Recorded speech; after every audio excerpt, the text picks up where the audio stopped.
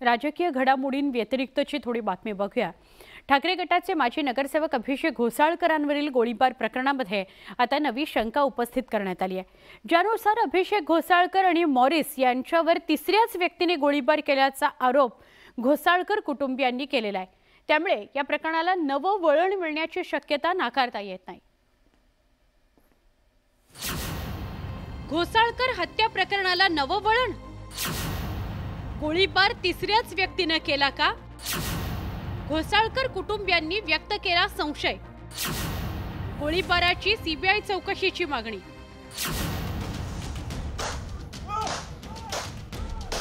माजी नगरसेवक अभिषेक घोसाळकर गोळीबार प्रकरणाला आता नवीन वळण लागल्याचं दिसतंय, कारण अभिषेक घोसाळकरांची हत्या त्यानंतर मॉरिसनं स्वतःवर गोळीबार करून आत्महत्या केली यावर घोसाळकर कुटुंबाकडून संशय व्यक्त करण्यात आला।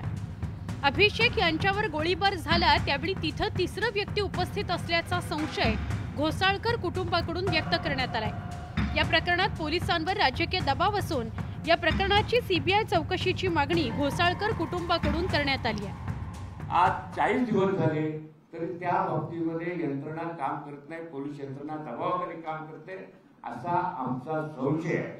आणि म्हणून आम्हाला या महाराष्ट्र सरकारकडून या पोलीस डिपार्टमेंटकडून आम्हाला न्याय मिळणार नाही आणि म्हणून ही चौकशी ह्या यंत्रणेकडे काढून ती वेगळ्या यंत्रणेकडे शिवाईकडे द्यावा अशी आम्ही मागणी करतो। दरम्यान घोसाळकर कुटुंबियांच्या या आरोपांवर सत्ताधाऱ्यांनीही प्रतिक्रिया दिली। शिंदेंच्या शिवसेनेनं घोसाळकरांच्या मागणीला समर्थन केलंय, चौकशीची मागणी केली आहे।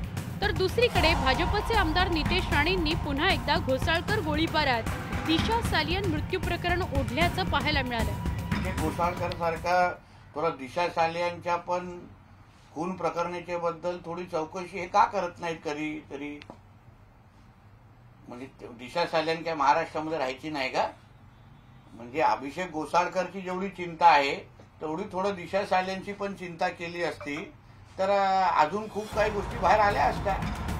या प्रकरणी घोसाळकर कुटुंबियांनी हायकोर्टात याचिका दाखल करण्याचीही तयारी केली आहे। सध्या या गोळीबार आणि हत्या प्रकरणात पोलीस तपास सुरू असून आरोपपत्र दाखल झाल्यानंतरच यात नेमकं काय घडलं हे समोर येण्याची शक्यता आहे। Bureau report, news 18 Lokmat. खरं तर लोकसभा निवडणुका जवळ येत आहेत, तसतशा राजकीय बातम्या अधिकाधिक आपल्याला बघायला मिळतील, पण इतर बातम्या सुद्धा तुमच्यापर्यंत आम्ही पोहोचवत राहणार आहोत। त्याचे स्पेशल रिपोर्ट्स तुमच्यापर्यंत पोहोचवत राहणार आहोत। आता आपण न्यूज 18 लोकमत विशेषमध्ये इथेच थांबतोय। ताज्या बातम्यांकरता पहा फक्त न्यूज 18